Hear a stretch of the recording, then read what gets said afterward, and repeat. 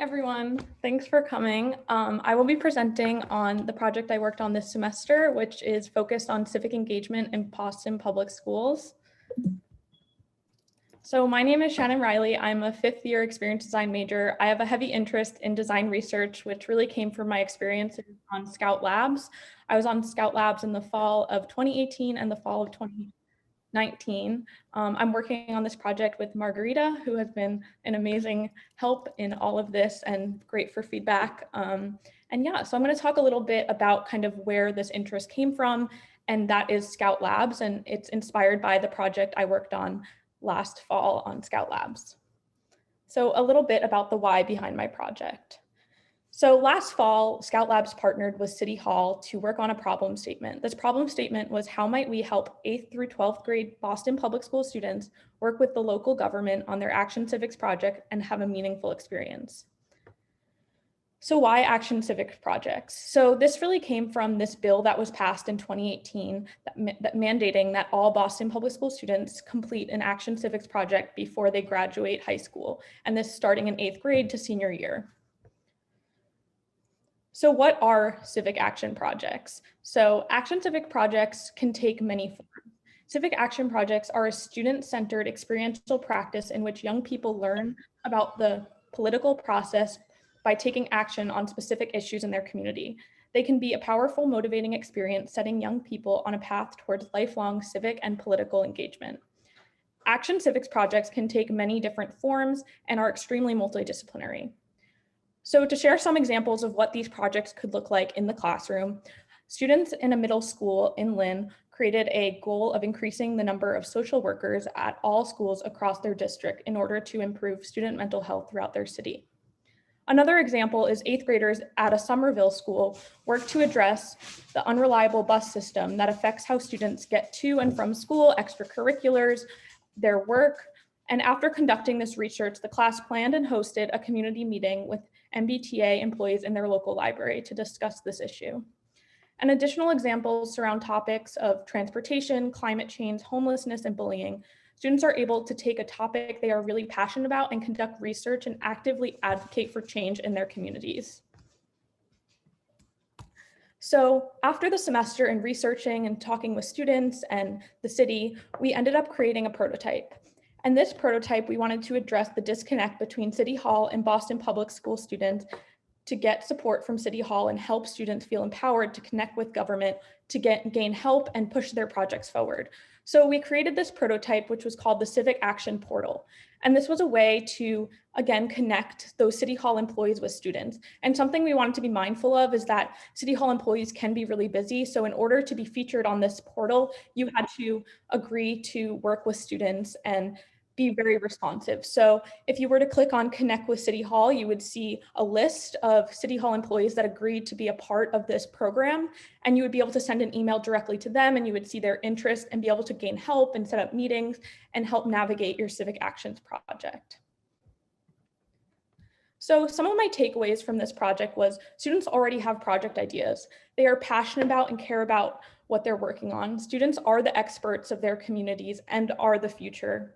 My place is not to educate students, but to help by providing tools to connect them with resources and tools to empower them to make these connections.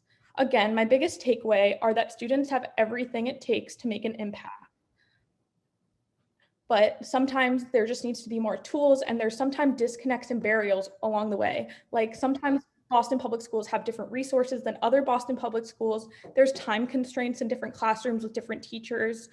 And there's just sometimes that barrier. So able to create equality throughout, this is a way of trying to connect and put more resources out for all Boston Public School students. So kind of on the example on the right, you can see, or let's start with the left. The left is kind of an image of the Scout Labs team in a Boston Public School classroom working on the posted activity where we asked them to brainstorm topic ideas for action civic projects. And as you can see there on the right, there is so much overlap within around climate change, community, government, transportation. And it was just clear that these students had so many ideas and there was a lot of overlap throughout different schools.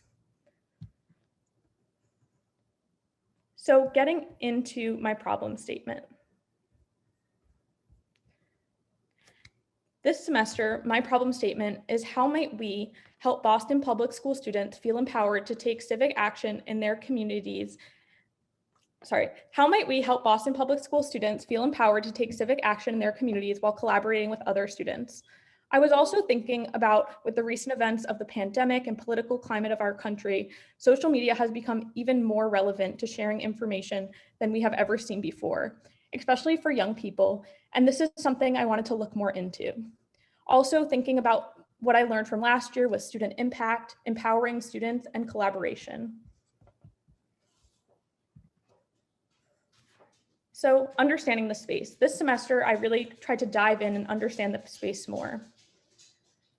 I started by getting a deeper understanding of the space of civic engagement in high schools. I had the pleasure of connecting with Samantha Spilka, who is part of the US Department of State Office of Foreign Assistance.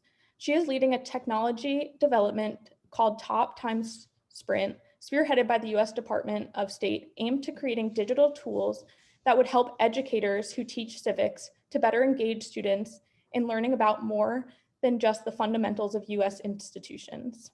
Their problem statement is, how can we innovate civics education in K through 12 schools to equip students with an understanding of how American institutions work? Their work focuses more on the start and the root of the civic actions projects, while I am trying to solve the after. Once students have their topic and the resources they gathered from their school, who can they push their work forward, and how can they push their work forward?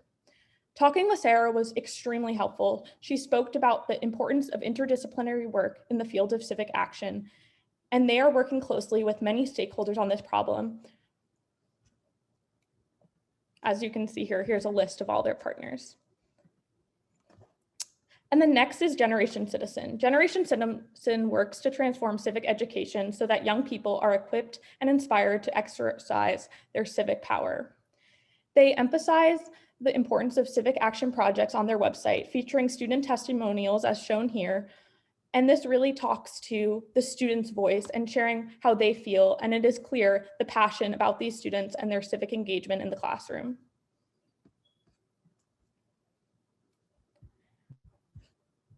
So this semester, I was able to work with Boston Latin School to conduct workshops within their classroom via Zoom. So these workshops took this structure. I put on about 5 workshops with 86 Boston Latin School students, and I started with an introduction of my project and why I was in the classroom.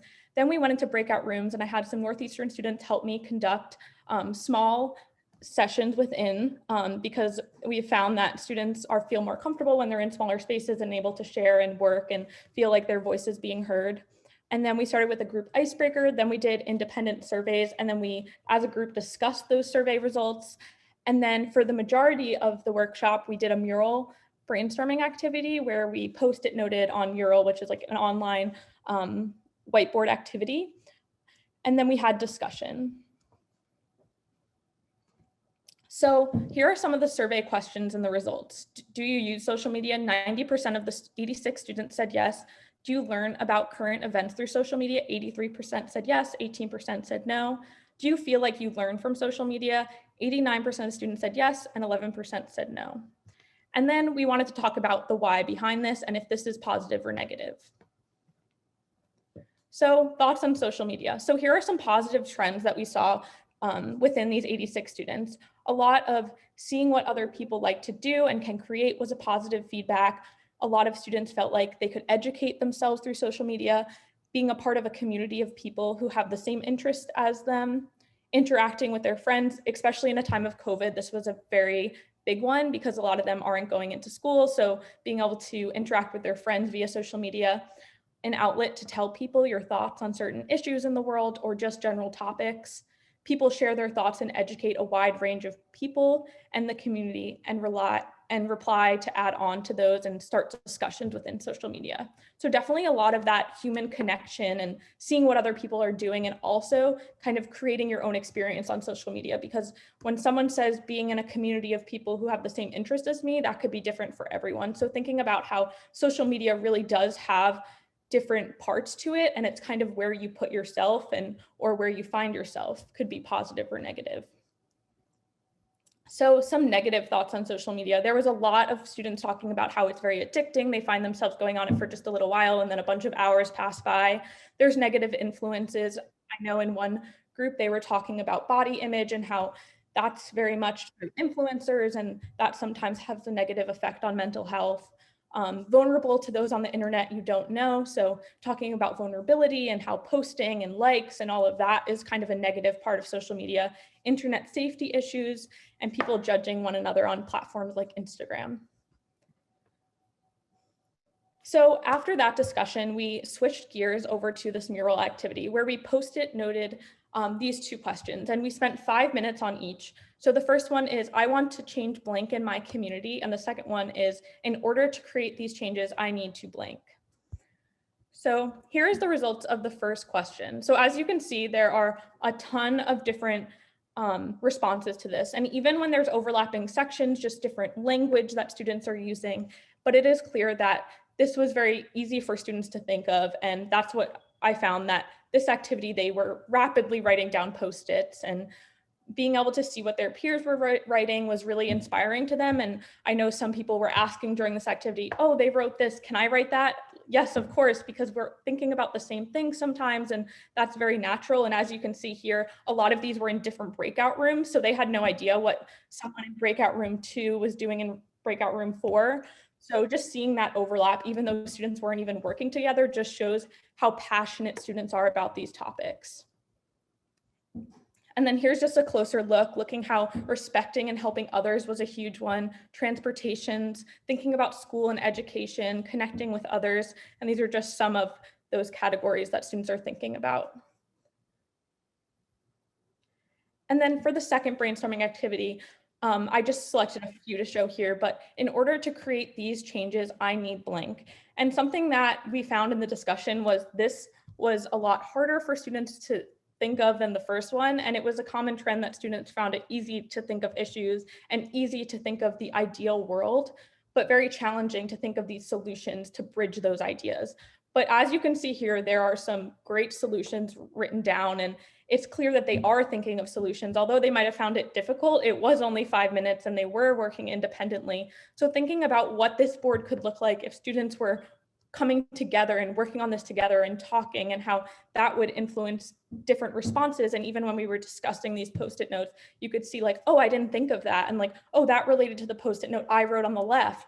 So it was just clear that when students come together, it just brings more conversation and it brings more inspiration. So it is just a great thing for these students. And you could just tell there was a lot of interest here and in kind of the challenge that was of finding these solutions.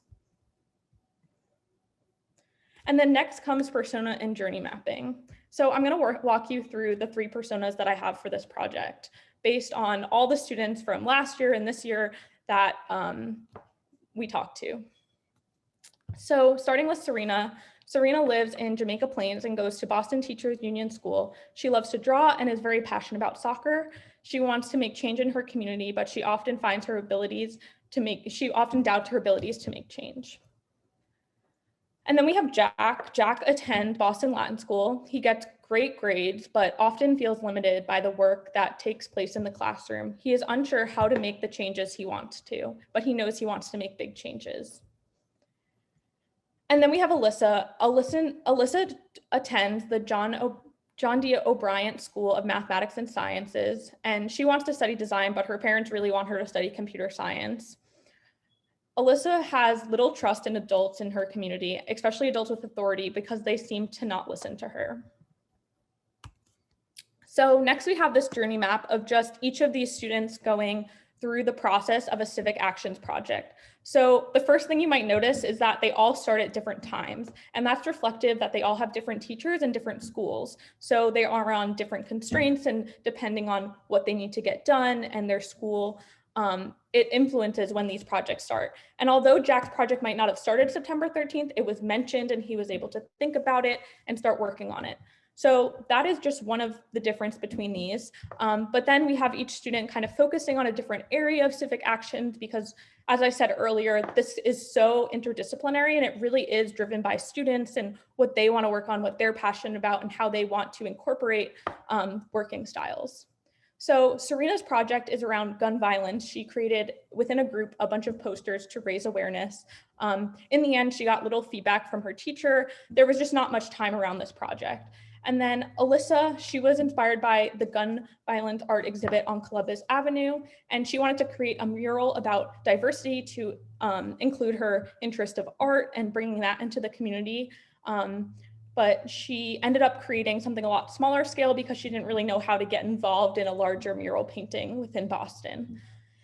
And then we have Jack, who works on a project around climate change and receives lots of support early on. His parents were very much supporters in this, and he had a connection to City Hall, actually. So he got to take part in a city council meeting and actually share his project there. And then his school newspaper wrote about it. So he was feeling really good at the end of this project and was really feeling connected to Boston.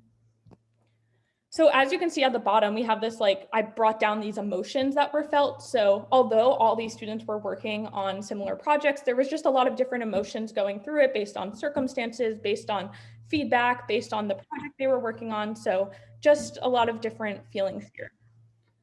And then if I draw your attention to kind of what I was just talking about by the end of this journey mapping and how it's left differently for every student. And that's very common for these projects. It really depends because it is so interdisciplinary and it is so student driven that it really does end depending on the project, depending on the student, depending on the group. So what's next? What comes after these projects? It really does differ from project to project, but here are some things that I feel are important and for students are encouraged. So they are encouraged to take action and reflect.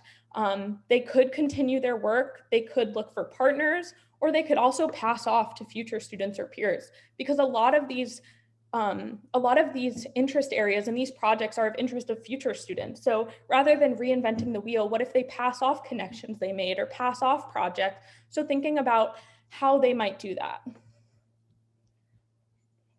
So that's kind of where my prototype comes in. This is called Boston Public School Project Share, and coming back to how this is part of an idea of an idea to my problem statement. Again, my problem statement was, how might we help Boston public school students feel empowered to take civic action in their community while collaborating with other students? And again, this prototype is inspired by social media, but contains lots of limitations to avoid the negative aspects that we talked about earlier of safety, focusing on community education, and sharing with others. So I'm actually going to switch just my share a little bit here so that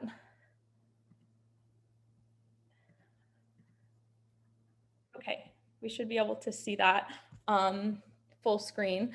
So this is a wireframe of my prototype, which again, kind of, if you look at it, it does kind of remind you of that social media feel. This is the Discover page within the Boston Public School Project Share. So if you scroll, you would see a list of project postings by different students within the whole Boston Public School system. And this goal is really to connect different ideas from different students and know what other people at different schools are doing, even in different classes within your same school. And you'd be able to see what school they're in, but also to keep that safety, it really is just for Boston students. But yeah, you have saving, so you could actually save your project. You could email to actually reach out to that student, and you could share it. So if you're in a group project and you really want to share it with another group member, you would be able to kind of send it off to them and kind of gain feedback. And then when you're doing a post, so if you were to go to my post, you could see a list of all the different posts you did. And then you can also create a post at any time. And what these posts have, it's again, very limited to create that safety and not have too much overwhelming information, but having your project name, a little bit about your project, and what do you need or want to share with the community. So really having an action item from this post is really important. And that's something that students would be educated on, but really asking for writing where you are in the process. Do you need someone to help with? Are you totally done with this project, but you are passionate, but maybe you're going to college and you don't have time to focus on, maybe you're leaving Boston, so you want to pass it off to a future Boston student. So thinking about why you are posting this post. And then you're able to add files, whether it's photos or videos or audio files, just to kind of share and distribute your work however you might work for you. And then we have the save section where, again, if you want to come back to them later, you can save relevant projects, or maybe you're going on this in the beginning of your project, maybe beginning of the year, and you just kind of want some inspiration. So you could save some projects. And also this email feature is really a way to, maybe it is responding to what they need, or maybe it's just asking to have a conversation and learn more about their project. And if you're just interested in this topic area, or you're doing a similar topic. So that's what I have for my prototype and my presentation.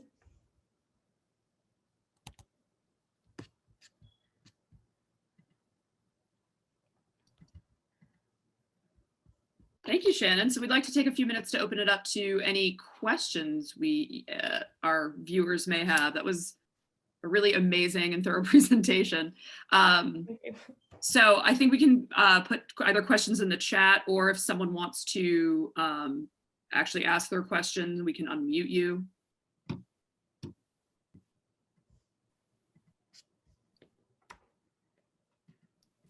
Carlene, is that a hand up? It is. I was looking for the thing where you raise a little hand. Well done, Shannon. That was really great. Talk to us a little bit about what the ultimate goal is, and the long-term plan for this. Where will we see it land? Hopefully someplace. Mm-hmm. Yeah. So I'm kind of there's still more to be done on the prototype itself because it was very recent. And ideally I would want to test it with students and get more opinions on that. I do have a high school brother, but he doesn't go to Boston, so it doesn't heavily relate, but that's kind of just the resources I had at the time. But I definitely would want to kind of partner up with more schools throughout Boston to actually go through this prototype and really see if they would use it. And then maybe iterate if things were kind of off or it's missing. So really kind of iterate on that design thinking process and possibly move forward. And then I'm still in contact with the Mayor's Office of New Urban Mechanics, who we worked on with Scout Labs, and we still work with them on Scout Labs. I'm currently on Scout. So I definitely want to share this with them and kind of get their thoughts, because they definitely are experts in this field and work with students as well. So definitely more testing and working with students to kind of push it forward.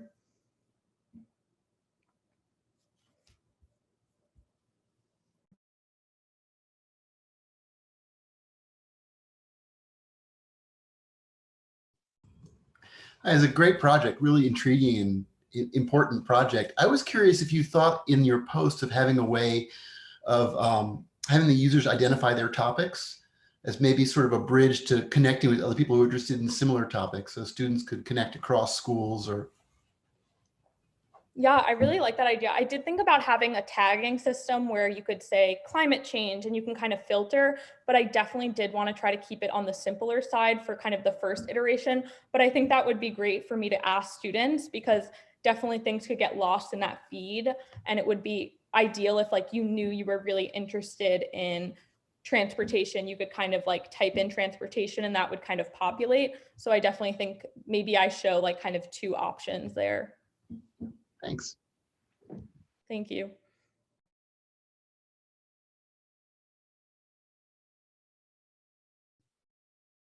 I have kind of an odd question. How did the students react to that post-it activity? I feel like that's something that people do in kind of a managerial sense, and I just don't, how would, 8th graders, how did they respond to that? Mm-hmm. So I did do it in person, a similar activity, and then I did it online this year. And last year, it was a little bit more hands-on and fun, and you could tell the teacher was like, whoa, we don't really do things like this. And it was really kind of a way of bringing kind of what we do at Northeastern in design, because I feel like I'm post-it noting all the time in my experience design classes. But I feel like because they were doing something very different than what they do, and it was hands-on, in person, they were just having so much fun, and they were really, some people were drawing on their post-its, but you could just tell it was it was really exciting, and just the energy in the room. And then kind of doing it online, I was expecting there to be some technical difficulties. I know whenever I use a new whiteboarding, there's just some disconnects, but they were moving things so quickly, and they had it right away and were doing so well. And I feel like it was a good way to get the quieter students working, because you could see that some people that weren't you could just tell they were shyer and they weren't really talking the discussion, but they had one of the most post-its on the page, because we did have them do it by name, just to hold accountability. And make sure everyone was doing it. But yeah, you could just, it was a really good way of getting people that weren't as comfortable speaking to get their notes out. And I think just like, I mean, I'm a big fan of any type of brainstorming activity as a designer, but I definitely think it's really interesting to introduce design thinking tools in high school classrooms, because I feel like it heavily relates to all areas and how this is civics, but design is so relevant. And some would say like my project is kind of a civic action project focused on using design. So thinking about how they could use these kind of tools within their projects actually, which is a whole nother thing. But I think that these type of activities are really, really great for students to be introduced to.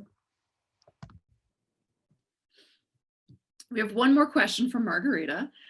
She wanted to know how students responded to being treated as subject matter experts. Yeah, that's a great question. And I think that's why we do workshops. And I feel like anyone being interviewed, it's always kind of that a little not uncomfortable, but like it feels like you're being interviewed and you're being used for research. But this kind of idea of doing a workshop is it feels like a class activity. And like I was introduced as like a guest speaker coming into the classroom that's going to do an activity with them. And of course I told them, but I said, we are designing for you and you are the experts. I'm not the expert. I'm just here to talk to you and apply it with my design experience, but really communicating to the students that you are the experts and you are kind of the why behind this project and how this would not exist without you, and really bringing in like your opinions will kind of make this project hopefully more beneficial and more impactful for you in the future if this was to go forward.